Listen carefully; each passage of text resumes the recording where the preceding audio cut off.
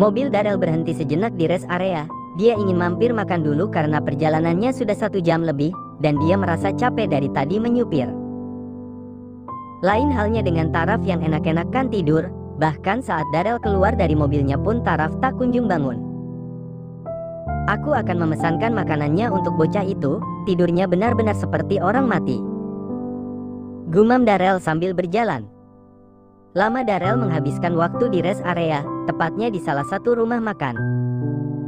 Sampai akhirnya dia kenyang dan kembali masuk mobil dengan 2 kantong kresek yang berbeda ukuran. Yang kecil berisikan makanan untuk Taraf, dan yang besar berisi cemilan dan minuman untuk mereka berdua. Meski kesal pada Taraf, tapi Darel juga tidak egois. Bagaimanapun Taraf adalah adik Hana yang dititipkan pada Valen, dan berarti Taraf adalah tanggung jawab Valen. Dan jika sesuatu terjadi pada Taraf, maka dia harus bisa bersiap diri untuk mendapatkan amukan singa betina. Siapa lagi kalau Valen? Marah Valen yang barbar itu sudah seperti singa betina baginya. "Hei, bangun!" ucap Darel menggoyang-goyang lengan Taraf. Membuat Taraf membuka matanya, dan saat dia benar-benar tersadar dari tidurnya, Taraf langsung membungkam mulutnya dengan tangan, lalu menatap Darel dalam. "Eye!" ucap Taraf tidak jelas. Tangannya masih menutupi mulutnya. Darel yang melihatnya mengerutkan keningnya aneh, lalu memilih memainkan ponselnya. "Makanlah, dan jika kau mau pipis maka keluarlah, di sana ada toilet umum," jelas Darel sambil memainkan ponselnya. Taraf tidak bisa berkata-kata lagi, rasanya sangat mual, dan dia tidak tahan untuk terus menahannya. Jika berlari sudah pasti muntahannya akan keluar di tengah jalan. Dan sialnya lagi pria yang ada di sampingnya itu juga tidak paham dengan kodenya. Padahal dari tangan yang dipakai membungkam mulut pun seharusnya pria itu sudah paham apa maksud dari gerakannya itu. Mata Taraf melihat ke arah kantung kresek yang ada di dekat Darel. Dengan gesit dia mengambil kantung kresek itu dan menumpahkan cemilan-cemilan yang ada di dalamnya itu. "Hei, kenapa diberantakin?" kata Darel sewot. Tapi Taraf yang sudah tidak tahan memilih keluar dari mobil dan langsung muntah di kresek. Lama Taraf duduk di pinggir mobil sambil memuntahkan isi perutnya, membuat Darel yang menunggu menghela nafasnya panjang lalu mengambil sebotol air mineral kemasan yang dibelinya tadi.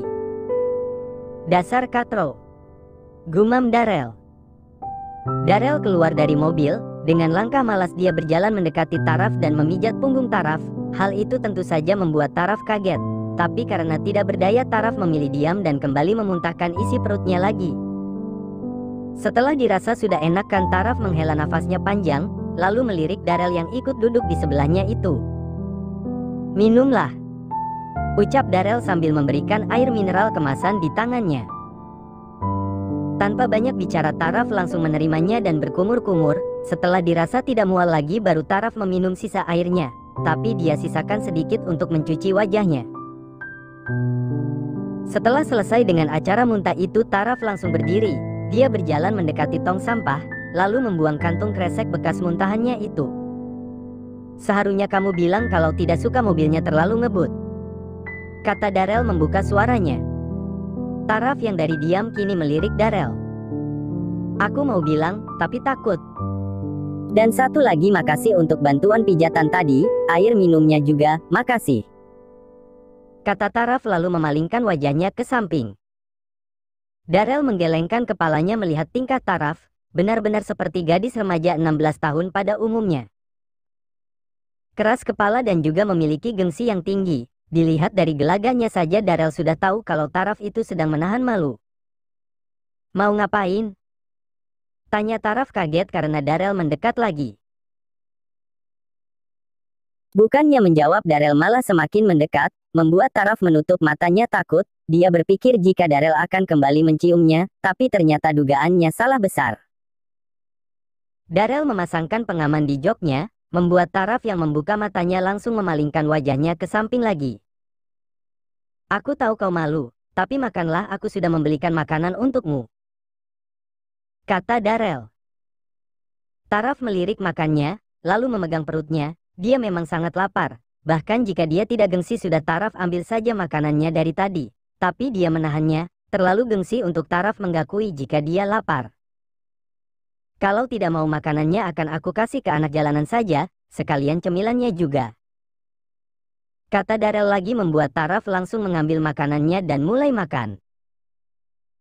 Taraf makan dengan lahap karena dia memang lapar. Meski sudah makan cemilan banyak di bandara tapi semua makanan yang dimakannya tadi pagi itu sudah dia muntahkan tadi, jadi Taraf kembali merasakan lapar. Darel yang sedang menyupir sesekali melirik Taraf. Melihat Taraf yang makan membuatnya teringat akan Valen lagi. Ya, Darel menggakui jika susah untuknya dirinya untuk cepat melupakan Valen. Kakak iparnya itu seolah terus ada di ingatannya, dan entah kapan Darel akan bisa melepaskan cintanya itu. Jangan dimakan semuanya, kata Darel sambil menyetir. Minta dikit, pelit banget sih om, sahut Taraf sambil memanyunkan bibirnya. Baiklah, makan sepuasmu. Tapi sisakan sedikit untuk aku, kata Darel dan langsung diangguki Taraf. Makasih, kalau omnya baik kayak gini aku nggak akan aduin ke Kak Valen. Kalau om ngebut-ngebutan, aku bakalan bilang yang baik-baik deh, kata Taraf sambil mengacungkan jari kelingkingnya. Pertanda jika dia benar-benar serius dengan ucapannya. Darel hanya menggelengkan kepalanya tak percaya mendengar ucapan Taraf barusan. Entah apa yang dimakan Taraf setiap harinya sehingga dia bisa menjadi rubah kecil yang sangat licik. Tapi aku nggak janji buat bisa nggak bilang kalau om mesum sama aku. Kira-kira apa reaksinya Kak Valen ya kalau tahu supirnya berani cium aku? Lanjut Taraf dengan senyuman misteriusnya. Membuat Darel menelan ludahnya kasar. Tidak salah menamai Taraf si rubah kecil yang licik. Darel benar-benar dibuat bungkam dengan semua sikap Taraf, termasuk kelicikannya itu. Dan apa tadi gadis kecil itu bilang kalau dia adalah supir Valen?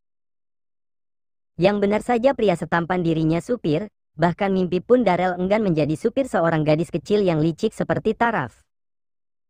Om, panggil Taraf. Darel melirik sinis karena kesal, membuat Taraf terkekeh geli. Rasanya senang saat melihat kesal dengan ulahnya. Jangan marah, aku bakal lupain kejadian ini. It's okay kehilangan ciuman pertama, tapi yang penting aku nggak kehilangan kehormatan aku sebagai seorang wanita, ucap Taraf sambil memasukkan makanan ke mulutnya lagi. Darel mengelengkan kepalanya mendengar kata bijak yang keluar dari bibir si gadis licik itu. Bisa-bisanya bocah kecil itu merelakan ciumannya untuk seseorang meski itu adalah dirinya, benar-benar gadis aneh. Semoga saja hari ini hari terakhir aku bertemu dengan si bocah menyebalkan ini. Jika setiap hari bisa-bisa aku mati berdiri karena terus meladeni kelicikannya itu, batin Darel. Valen menatap rumah mewah di depannya dengan pandangan yang tidak bisa diartikan, membuat Bastian tersenyum karena berpikir jika Valen pasti akan senang dan langsung memeluknya. Tapi jelas itu tidak dilakukan Valen, bahkan tanpa kata Valen langsung berjalan masuk mendekati pintu. Punya istri barbar emang susah diajak romantisan, gumam Bastian sambil ikut melangkah dengan wajah ditekuk. Ceklek. Pintu terbuka. Duar. Suara balon meletus langsung terdengar saat Valen membuka pintu. Beruntung Valen tidak kaget dengan suara itu dan malah santai masuk lebih dalam lagi. Selamat datang, ucap Mom Dena, Ibu Rosalina dan beberapa orang yang Valen yakini adalah pembantu di rumahnya. Penyambutan yang aneh menurut Valen, di mana rumah barunya dipenuhi balon-balon seperti anak kecil yang akan berulang tahun. Dan melihat wajah Valen yang biasa-biasa saja tidak ada ekspresi lebay membuat Mom Dena dan Ibu Rosalina menghela nafasnya panjang. Sia-sia keduanya menyiapkan semuanya dari pagi buta hanya untuk memberikan penyambutan kepulangan Valen.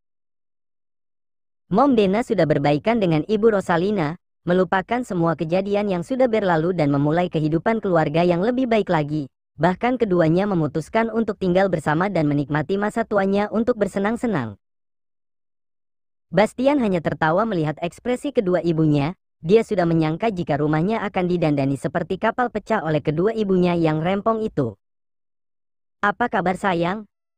Tanya Mom Dena sambil memeluk Valen. Valen tersenyum dan membalas pelukan dari mertuanya itu.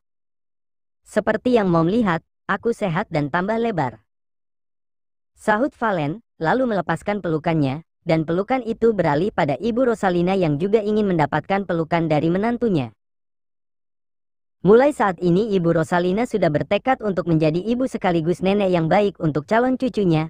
Terlepas dari kejadian yang sudah berlalu, dia ingin memperbaiki semuanya. Dan beruntungnya baik Valen maupun Bastian dan Mom Dena semuanya bisa memaafkan Ibu Rosalina.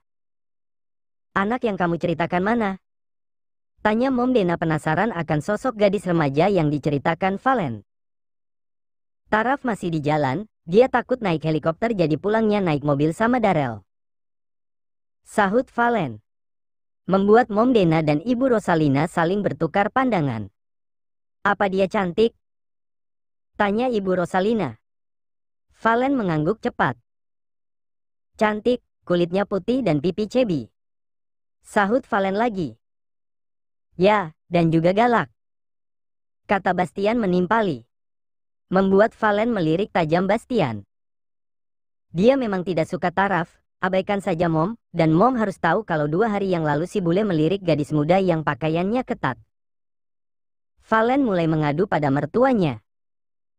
Dan seketika itu juga wajah Mom Dena langsung memperlihatkan ekspresi galaknya, membuat Bastian menelan ludahnya kasar.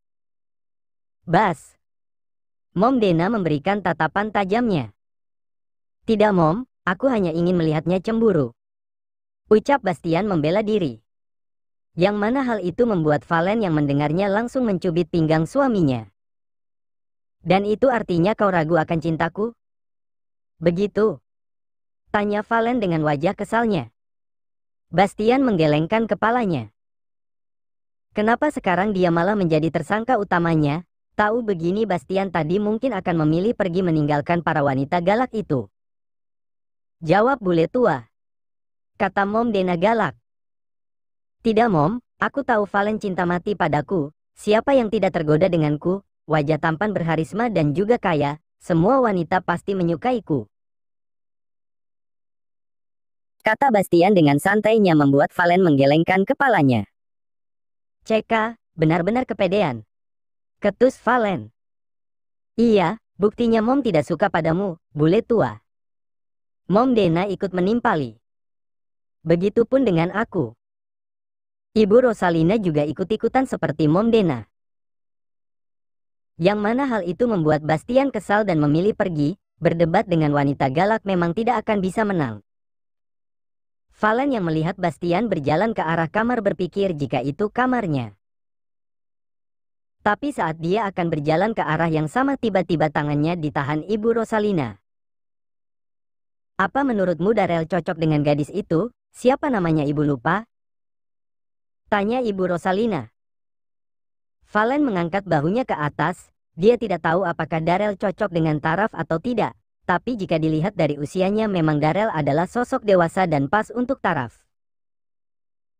Tapi semua penilaiannya jelas tidak bisa dibenarkan. Karena semua itu kembali pada Darel ataupun Taraf. Valen tidak mau memaksakan Taraf untuk mau memberikan tanggung jawab kehidupannya pada Darel. Dia ingin Taraf hidup seperti layaknya anak remaja pada umumnya.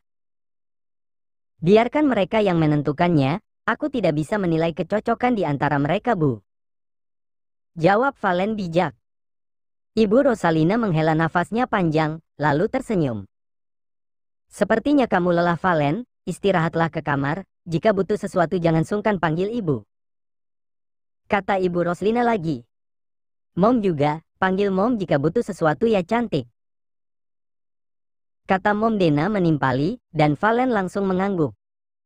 "Makasih Mom, Ibu. Aku senang memiliki kalian," ucap Valen lalu pergi ke kamar menyusul Bastian. Setelah kepergian Valen yang pergi ke kamarnya untuk istirahat, kini tinggallah 2 wanita yang menolak tua. Jika dulu keduanya selalu adu mulut dan cakar-cakaran saat bertemu maka lain halnya dengan sekarang. Keduanya sudah melepaskan kebencian mereka masing-masing dan memilih berdamai. Seperti sekarang Mom Dena dan Ibu Rosalina duduk di sofa bersebelahan. "Apa kau berniat menjodohkan Darel dengan anak 16 tahun? Tanya Mom Dena. Ibu Rosalina mengangguk.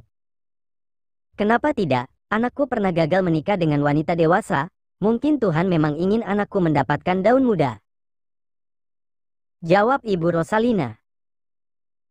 "Darel memang pernah gagal menikah, bukan gagal melainkan Darel yang membatalkan acara pernikahannya, karena pernikahan itu terjadi atas kehendak sang ibu, bukan keinginan Darel sendiri. Aku tidak yakin anak kecil itu mau pada anakmu. Kau kan bilang anakmu tidak pernah berpacaran, aku jadi meragukan jika dia bisa bermain di ranjang. Kata Mom Dena membuat Ibu Rosalina langsung mendelik tajam ke arah Mom Dena. Lalu seperdetik kemudian Ibu Rosalina menghela nafasnya panjang. Aku juga berpikir sama denganmu, Darel yang belum pernah berpacaran membuatku khawatir. Apalagi dia selalu marah jika disangkut pautkan dengan seorang wanita. Ucap Ibu Rosalina lagi. Mom Dena terdiam mendengarkan penjelasan mantan madunya itu. Otak pintarnya berpikir cepat, lalu melirik Ibu Rosalina. Kenapa kau tidak mengambil alih hak asuh anak remaja itu? Aku yakin dengan cara itu Darel dan gadis kecil itu akan mudah akrab. Kata Mom Dena memberikan usulnya. Kau benar, aku akan mengajak siapa nama gadis itu, berpikir sebentar, iya namanya Taraf, aku akan mengajak Taraf pulang ke rumah kita. Ucap Ibu Rosalina bersemangat.